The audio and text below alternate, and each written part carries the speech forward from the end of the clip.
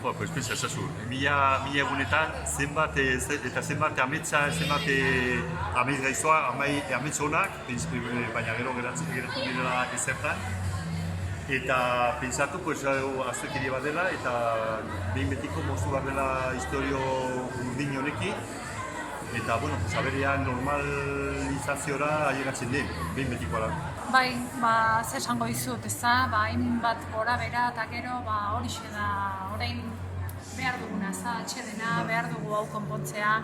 Benetan gau hartan jaso zenak, benetan gertatu zenak, ez du horrelako ordainik merezi, ez du horrelako bizipen triste eta bordin hau merezi. Orduan, benetan goazen ikustera ze gertatu zen, sakondu, egia bilatzeko aukera badaude, 1000 proba, 1000 modu, eta horri dagokion egoerara eta egoera da eskatzen duguna, ez da? Ni beti esaten dut, ez dugu sinisten, ez dugu lertzen zergatik enkistatu diren gai honekin, badakigu eta beti esaten dugu urte hartan milaka eta milaka kasuak konkretuki eta datu ofizialak izanez, 9.571 kasu antzekoak, ez berdina, baina gogorrago, biguinago eta hori, eta hau izan da, tratatu den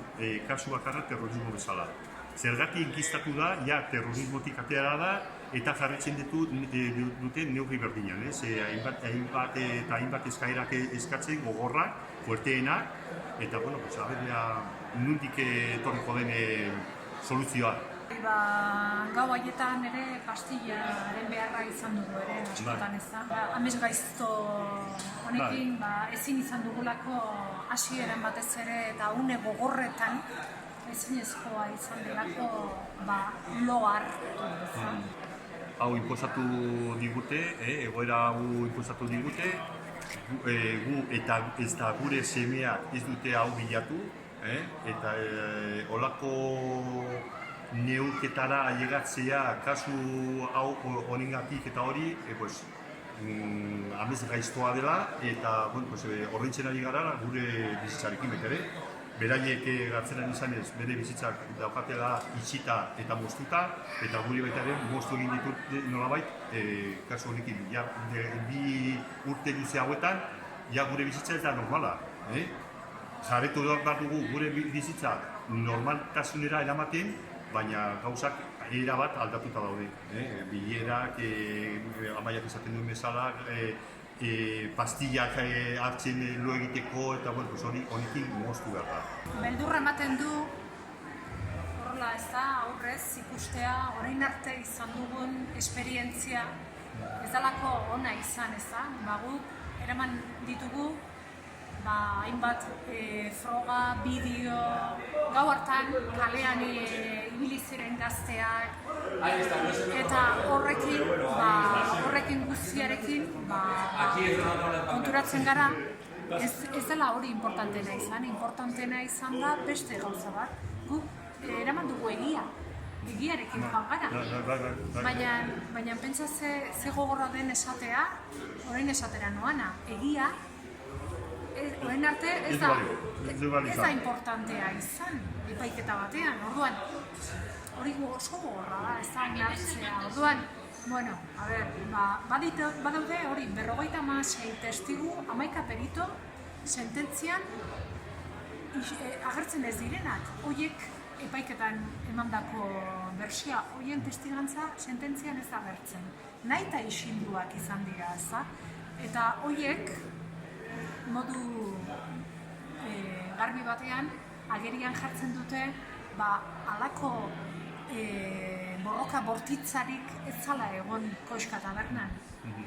Ez zan egon ziren bultzadatxo batzuk, ezakizen dana oso azkar joan zen, baina ez zan izan halako liskar bortitz bat, zeren lesio parteek ere ez dute hori egiaztatzen.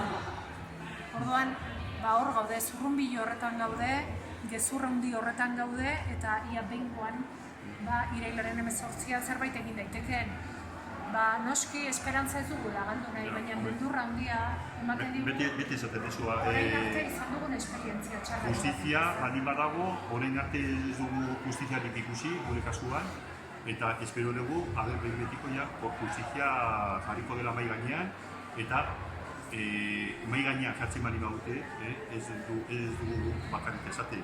Gu gurasoak gara eta guraso bezala, logikoa denez, espero duguna, ez? Baina hainbat jende eta hainbat juristak, hainbat gu baino gehiago mundu horretan ibiltzen direna, pentsatzen dutela, hau aztekeri bat dela, eta, bueno, neurri gabeko gauzak edo bidea hartu duela, eta moztu bat dela, ez dela logikorik hartu duen dimensioa. Orduan, ze esperantza daukagu?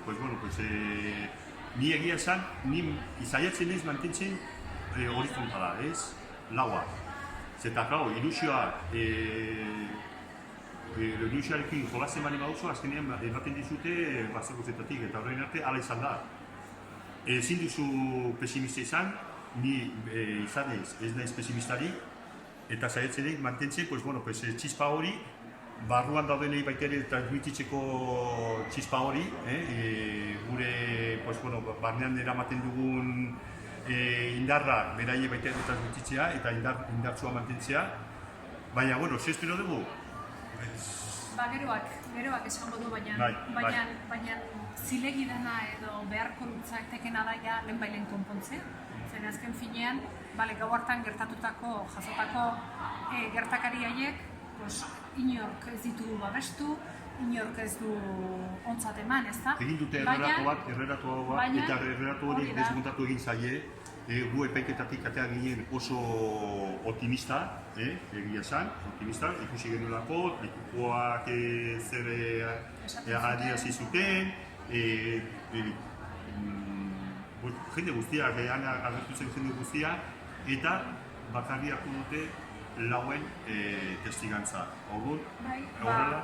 Borroka bortitz hori defendatzeko, ez da? Baina benetan begiratzen badute froga guztiak, eta bideoa, eta dauden hori epaiketan jasotako informazio guztia, hori ez dator bat zigorrarekin. Orduan, zer gertatzen ari da, zigor hori eta tratamendu maltzur hori luzatzen ari denez, kalte handia sufritzen eragiten ari dira, bai gazteengan, bai familiarengan, eta bai gainera hori, siniskera, gizarte mailan dugun siniskeran ere, orduan hori da. Eta ez bakarri, barruan daudenean, logikoa denez, bera insufiziaia gertutik eta forteago golpe bortitze honek, baina, guraso bezala, baina gero herria. Gaur ikusi da, bai goizan beriainen ikusitakoa, hemen herrian orain izan dugun ekitaldian, eta hainbatetan manifestazio desberdinetan izan duguna, ez? Bai Iruñan, bai hemen Altsasun, eta gizartea esaten du, nahikoa dela jolasteko gure bizitzarekin. Gizarteko bizitzarekin. Gizartea kezkatuta da. Bai, erabat. Ikusten dela, negarra egiten duela, sufritzen ari dela ez gu bezalaz, eta hori ezin da neurtu, ez dakigu batzuk gehiago. Baina jende asko dago kezkatuta, eta honek behar duena da soluzioa. Lehen esan dudan bezala, saiatzen dugu gure bizitzea normala eramaten, baina hori ezinezkoa da. Azkenean, kaletik baten gara, eta kaletik ikusten gaituzte, hori, guraso bezala, ez? Eta, gure jendea jartzen gaitu toki konkretu batean, ez gu nahi duguna, eta ni aliez bertan gu eta guraso guztiak nahi zutena zen, edo nahi duguna zen, gure bizi normala eramatea, gure lehengo bizitza normala eramatea, eta hori nahi dugu. Eta, zoritxarrez, gara, Oianen aita, Jonanen ama, eta Edurne Bainaren ama, eta abar, baina hori, nahi duguna da, gure bizitza normala eramatea. Gure bizitzan beste rol bat dago, ez? Eta ezin da rol hori aztu, ez da? Zeren oraindik egoera gogor eta latz eta bidegabe hau bizirik tirauen bitartean, ez da, orduan Jonanen ama naiz, gainera harro nago Jonanekin, eta altxasuko mutiko guztiekin gainera zen. Gazte normala dira eta mutiko makoa dire. Baina era berean ere, saiatu behar gara gure bizitzarekin aurrera egiten. Baina ezin dugu ezagutu beste zati hori, ez da? Eta bueno, horrela topatu zaigu eta dignitate handiarekin eramaten dugu. Ez bai dugu, gainera, lotxatzeko ezer.